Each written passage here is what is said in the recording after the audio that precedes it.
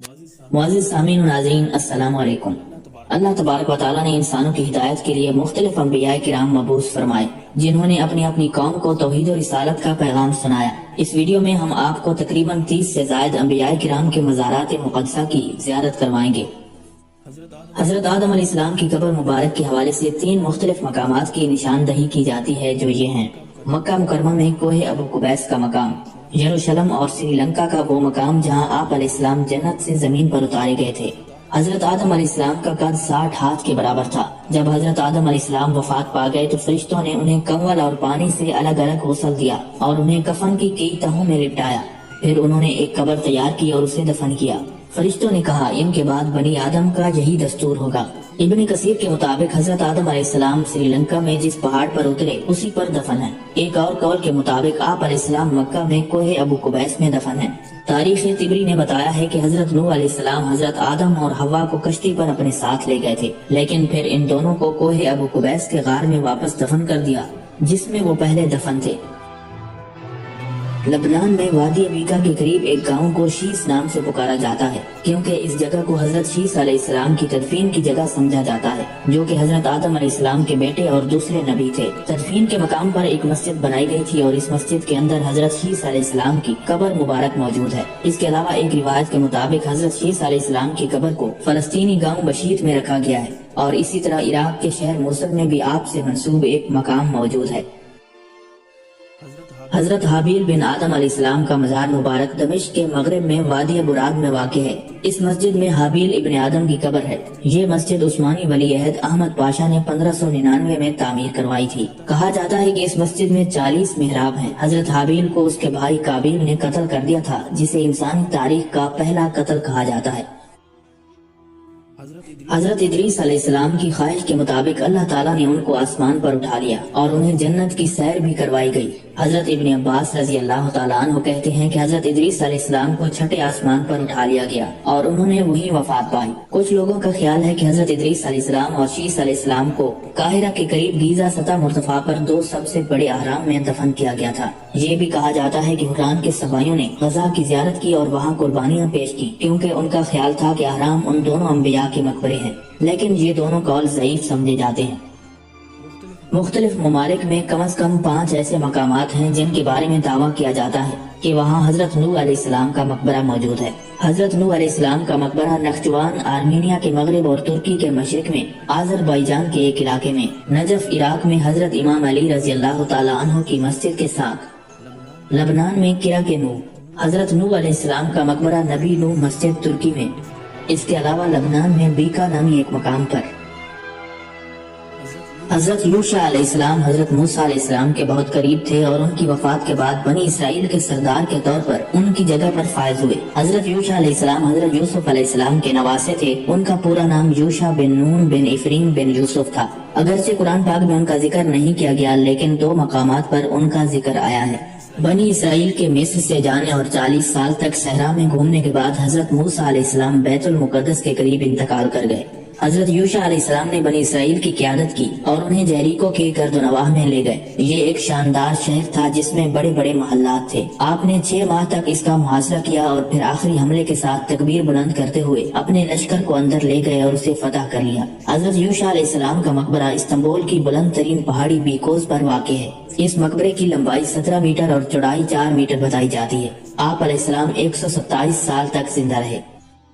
حضرت ابراہیم علیہ السلام نے اپنے خاندان کے ساتھ فلسطین میں کئی سال گزارے۔ ان کا مقبرہ فلسطین کے مغربی کنارے میں ہیبرون کی مسجد خلیل میں واقع ہے، جہاں وہ اپنی اہلیہ حضرت سارہ رضی اللہ تعالیٰ عنہا کے ساتھ دفن ہے۔ ہیبرون کے مغرب میں ایک بلوط کا درخت ہے جسے ابراہیم کا بلوط بھی کہا جاتا ہے، اور یہ وہ مشہور مقام ہے جہاں حضرت ابراہیم علیہ السلام نے اپنے سفر کے دوران اپنا خیمہ لگایا تھا۔ بلوط کی عمر تقریباً 5000 سال بتائی جاتی ہے۔ مسجد خلیل کو مسجد ابراہیمی بھی کہا جاتا ہے۔ یہ مسجد آدھی فلسطین میں اور آدھی اسرائیل میں واقع ہے۔ اس مسجد کے 2 حصے ہیں، ایک مسلمانوں کے لیے اور دوسرا یہودیوں کے لیے۔ اس مسجد میں 4 انبیاء کرام کے مزارات واقع ہیں۔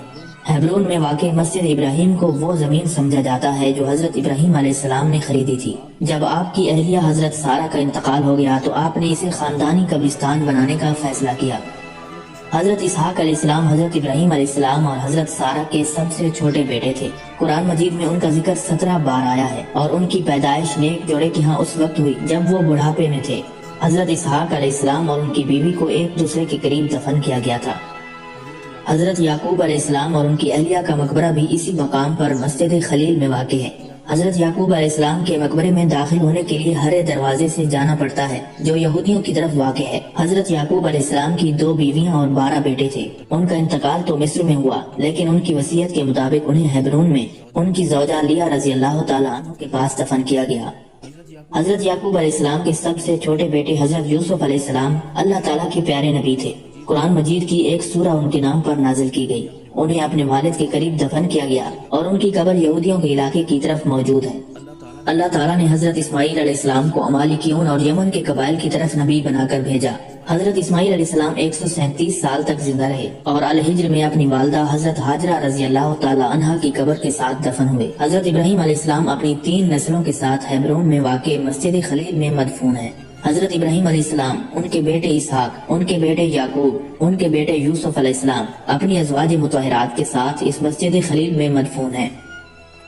حضرت موسیٰ علیہ السلام کی قبر مبارک کی صحیح جگہ معلوم نہیں ہے، لیکن روایت کے مطابق سلطان صلاح الدین ایوبی نے ایک بار خواب دیکھا جہاں انہیں یہ جگہ دکھائی گئی۔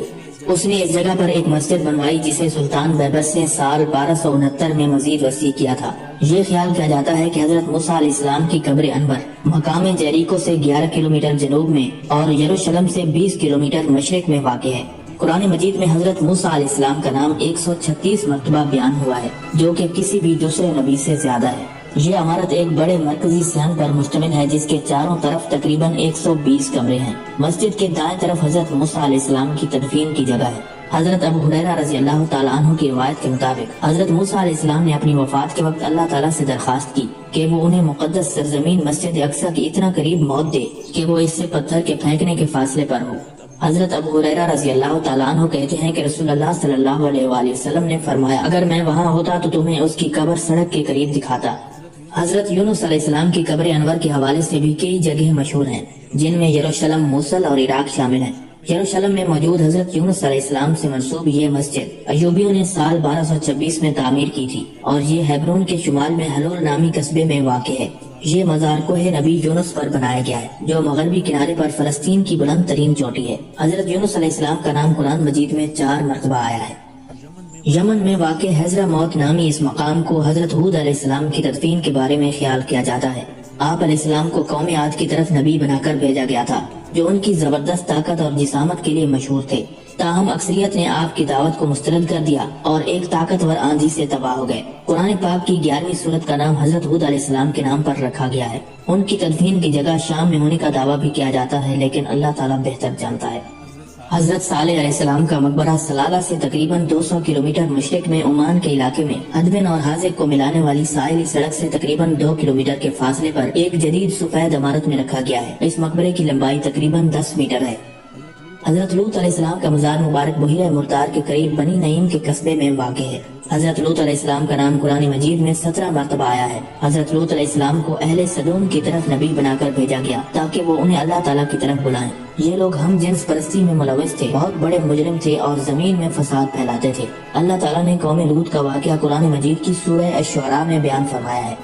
فلسطین میں واقع یہ عمارت وہ جگہ سمجھی جاتی ہے جہاں حضرت سلیمان علیہ السلام نے اپنے عصا پر ٹیک لگاتے ہوئے وفات پائی۔ یہ اس وقت سکول کے طور پر کام کر رہا ہے۔ حضرت سلیمان علیہ السلام نے 30 سال حکومت کی اور ان کے عوامی کام زیادہ تر جنات سر انجام دیتے تھے۔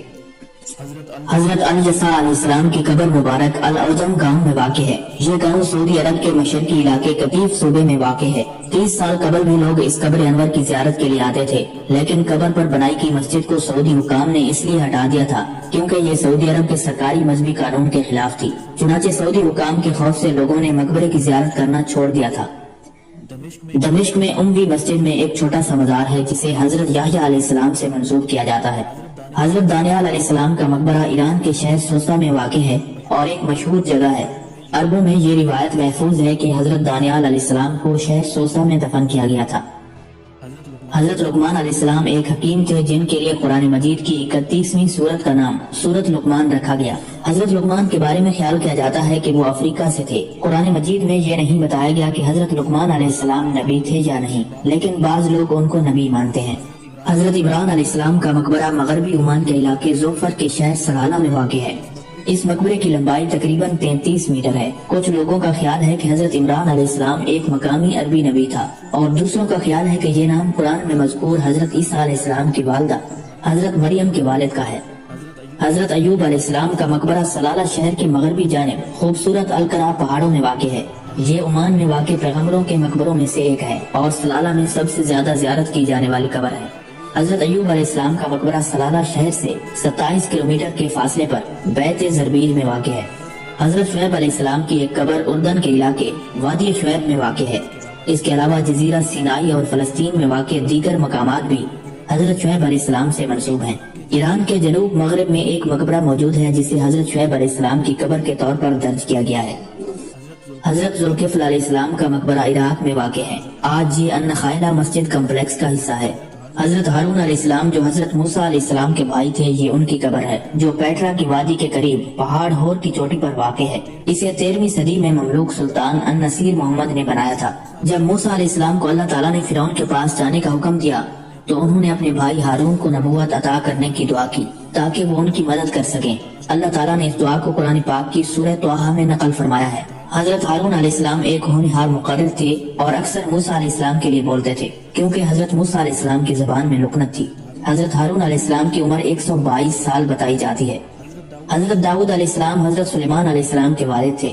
آپ کا نام قرآن پاک میں 16 مرتبہ آیا ہے۔ حضرت داؤد علیہ السلام نے بنی اسرائیل پر 40 سال حکومت کی، 7 سال ہیبرون میں اور 33 سال یروشلم میں، جو شہر داؤد کے نام سے مشہور ہوا۔ حضرت داؤد علیہ السلام وہ پہلے شخص تھے جو لوہے سے زرہ تیار کرنے میں ماہر تھے۔ رسول اللہ صلی اللہ علیہ وآلہ وسلم نے فرمایا، اللہ کے نزدیک سب سے زیادہ پسندیدہ نماز داؤد علیہ السلام کی نماز ہے، اور اللہ کے نزدیک روزوں میں سب سے زیادہ محبوب روزہ داؤد کا ہے۔ اللہ تعالیٰ نے آپ علیہ السلام کو بہت پیاری آواز عطا فرمائی تھی جو اس سے پہلے کسی نبی کو نہیں دی گئی۔ جب وہ زبور پڑھتے تھے تو انسان، جن، پرند اور جانور عقیدت سے اسے سنتے تھے۔ حضرت زکریا علیہ السلام حضرت یحییٰ علیہ السلام کے والد تھے۔ حضرت زکریا علیہ السلام حضرت سلیمان علیہ السلام کی اولاد میں سے تھے۔ آپ علیہ السلام حضرت مریم کے سرپرست تھے جو حضرت عیسیٰ علیہ السلام کی والدہ تھیں۔ آپ علیہ السلام بڑھائی کا کام کرتے تھے۔ حضرت زکریا علیہ السلام کا مقبرہ بنی حضیر کے مقبرے سے متصل پتھر کی ایک قدیم یادگار ہے۔ حضرت شموئیل علیہ السلام کا مزار مبارک فلسطین کے ایک گاؤں میں پہاڑ کی چوٹی پر واقع ہے۔